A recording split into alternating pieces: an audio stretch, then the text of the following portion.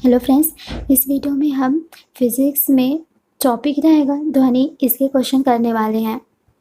सबसे पहला क्वेश्चन है, ध्वनि का वेग किस पर निर्भर करता है?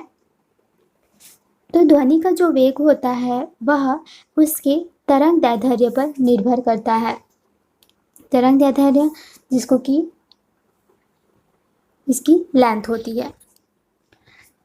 ध्वनि का वेग तरंग दैर्ध्य पर निर्भर करता है।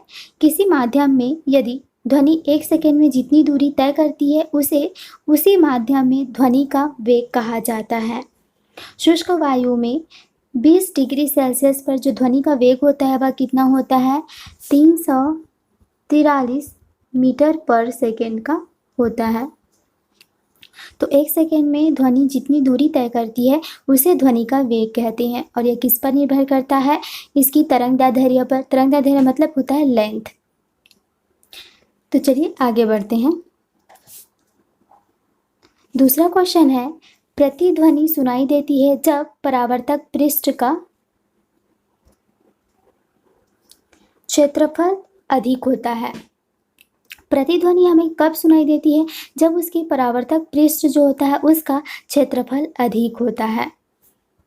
अब प्रतिध्वनि सुनाई देने के लिए कौन कौन से कारक होना आवश्यक है? सबसे पहला है, स्रोत और श्रोता के बीच न्यूनतम दूरी।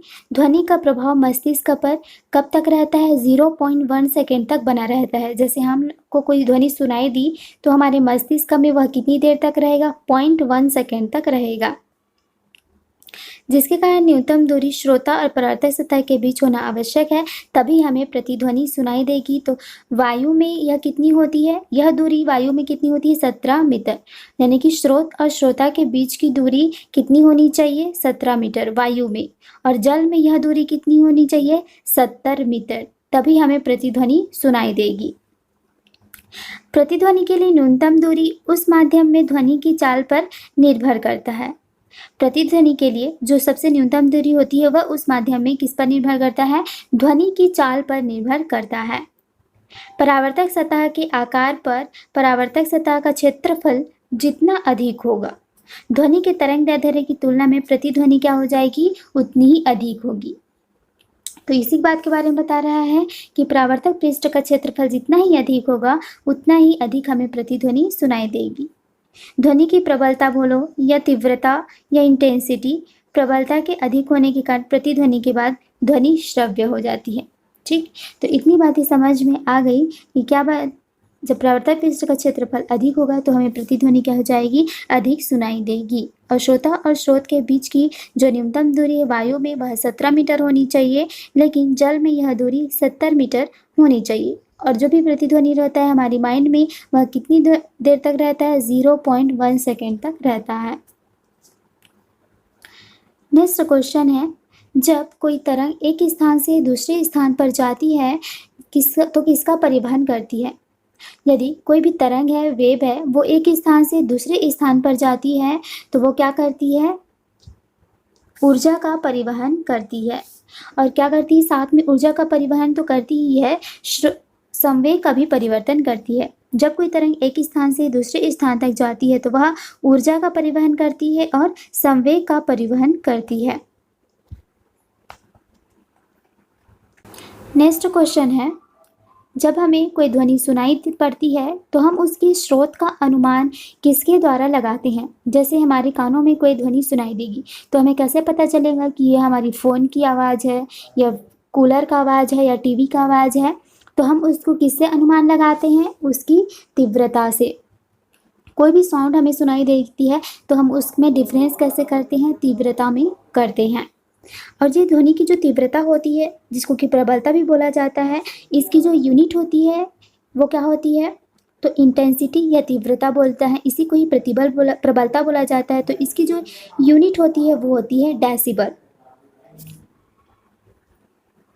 तो यह तीव्रता जो होती है वो क्या होती है? तीव्रता आयाम के वर्ग के अनुक्रमानुपाती होती है। जैसे कि ये हो गया, मान लो हमारी इंटेंसिटी हो गई, तीव्रता हो गई, तो ये आयाम को हम लोग ए से डिनोट करते हैं, इसके स्क्वायर के समानुपाती होती है।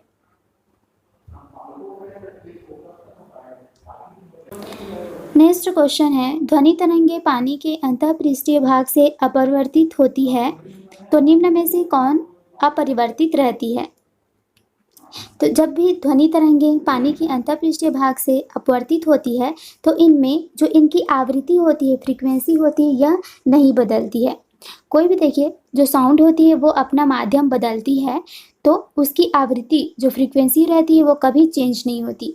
इनकी तरंगदैर्ध्य चेंज हो जाती है, चाल चेंज हो सकती है, आयाम चेंज हो सकती है, लेकिन इसकी आवृत्ति जो है वह कांस्टेंट रहती है, चेंज नहीं होती।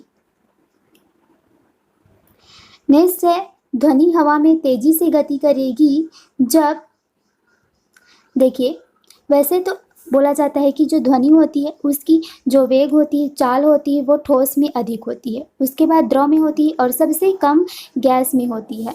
लेकिन इसी हवा में कब वो तेजी से गति कर सकती है? जब हवा में ह्यूमिडिटी और आर्द्रता अधिक हो जाए, ह्यूमिडिटी या आर्द्रता अधिक होती है, तो उस कंडीशन में भी जो हमारी साउंड होती है वो तेजी से गति कर सकती है। नेक्स्ट क्वेश्चन है, जब किसी तालाब के शांत जल में पत्थर फेंके जाते हैं तो जल के पृष्ठ पर कौन सी तरंग उत्पन्न होती है? तो आप देखिएगा, जब कभी भी यह भी ट्राई करके देख सकते हैं, तालाब में पानी शांत है और उसमें आप पत्थर फेंकेंगे तो जो जल के पृष्ठ है ऊपर, उसमें कौन सी तरंगें उत्पन्न होगी? तो वहाँ पर जो तरंगें उत्पन्न होगी वो क्या होगी? अनुप्रस्थ तरंगें उत्पन्न होगी। अनुप्रस्थ तरंग में क्या होती है? तरंग की कण और चाल क्या होते हैं? लंबवत होते हैं। और जो जल है उसके अंदर तल पर जो तरंग उत्पन्न होगी वो क्या होगी? अनुदैर्ध्य तरंग होगी। अनुदैर्ध्य तरंग क्या होते हैं? किसी माध्यम में तरंग संचरण के कण और तरंग जो होते हैं वो एक दूसरे के क्या होते हैं? समांतर होते हैं। तो हमें अभी क्या पूछ रहा है? जल के पृष्ठ पर, तो जल के पृष्ठ पर कौन सी तरंग उत्पन्न होती है? अनुप्रस्थ तरंग होती है, तो इसको हम लगाएंगे। दूसरा है, वायु में ध्वनि के संचरण की घटना कैसी होती है? तो वायु में ध्वनि के संचरण की जो घटना होती है वो क्या होती है? रुद्धोष्म घटना होती है। क्योंकि देखिए, जब ध्वनि किसी माध्यम में गमन करता है तो उसकी जो टेम्परेचर रहती है, ताप रहती है, वो नियत नहीं रहती है, जबकि उसकी ऊष्मा जो होती है वो क्या रहती है? नियत रहती है। इसीलिए इसमें जो प्रकृति होती है वो कैसी होती है? रुद्धोष्म होती है। नेक्स्ट क्वेश्चन है, विस्फोट के कारण समुद्र के तल पर बनने वाली जो तरंगें होती है वो कैसी होती है? तो हमने देखा था कि तालाब में अगर पत्थर मारते हैं तो जल के पृष्ठ पर कौन सी तरंग उत्पन्न हो रही थी? अनुप्रस्थ तरंग उत्पन्न हो रही थी। लेकिन यदि समुद्र में विस्फोट होता है, जैसे कोई भी परमाणु परीक्षण किया जाता है समुद्र में, और उसमें अगर विस्फोट होता है तो उस समय जो बनने वाली तरंग होगी वो कैसी होगी? तो उस समय जो तरंग बनेगी वो क्या होगी? अनुप्रस्थ और अनुदैर्ध्य दोनों ही तरंगें बनेंगी।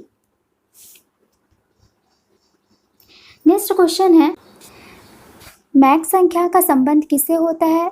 तो जितने भी वायुयान होते हैं, रॉकेट्स होते हैं, उनमें जो तरंग जो होती है वो क्या होती है? वायुयान के वेग, इन सब में मैक संख्या होती है। तो देखिए, किसी वस्तु का चाल तथा उसी माध्यम में ताप एवं दाब की समान परिस्थितियों में ध्वनि की चाल के अनुपात को क्या कहा जाता है? मैक संख्या कहा जाता है। मैक संख्या इक्वल टू वस्तु की माध्यम में चाल डिवाइड बाय ध्वनि की उसी माध्यम में चाल जो होता है, इसकी मैक संख्या है।